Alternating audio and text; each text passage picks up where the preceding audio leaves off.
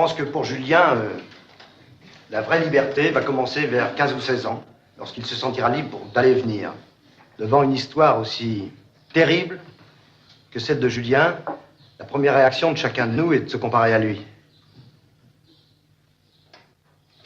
J'ai eu une enfance pénible, enfin beaucoup moins tragique que celle de Julien, mais pénible. Et je me souviens que j'étais très impatient de devenir adulte parce que je sentais que les adultes ont tous les droits, qu'ils peuvent diriger leur vie comme ils l'entendent.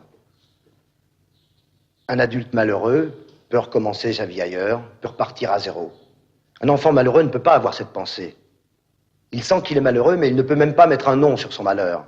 Et surtout, nous savons qu'à l'intérieur de lui-même, il ne peut même pas remettre en question les parents ou les adultes qui le font souffrir.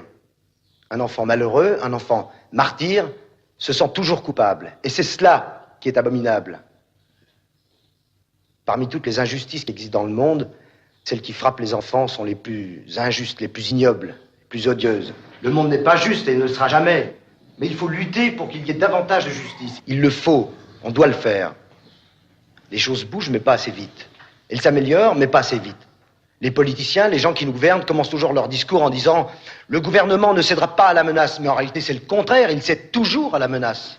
Et les améliorations ne sont obtenues que parce qu'on les réclame fortement. Depuis quelques années, les adultes l'ont compris, et ils obtiennent dans la rue ce qu'on leur refuse dans les bureaux. Si je vous raconte tout ça, c'est pour vous montrer que les adultes, lorsqu'ils le veulent vraiment, peuvent améliorer leur vie, peuvent améliorer leur sort. Mais dans toutes ces luttes, les enfants sont oubliés. Il n'existe aucun parti politique qui s'occupe réellement des enfants comme Julien, des enfants comme vous. Et il y a une raison à cela. C'est que les enfants ne sont pas des électeurs. Si on donnait le droit de vote aux enfants, vous pourriez réclamer davantage de crèches, davantage d'assistantes sociales, davantage de n'importe quoi, et vous l'obtiendriez, car les députés voudraient avoir vos voix.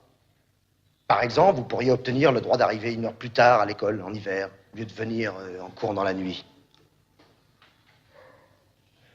Je voulais vous dire aussi, c'est parce que je garde un mauvais souvenir de ma jeunesse et que je n'aime pas la façon dont on s'occupe des enfants que j'ai choisi, moi, de faire le métier que je fais, être instituteur.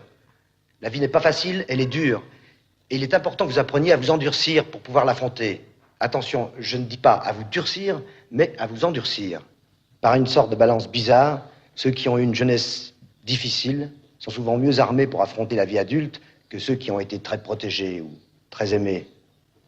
C'est une sorte de loi de compensation. La vie est dure, mais elle est belle, puisqu'on y tient tellement.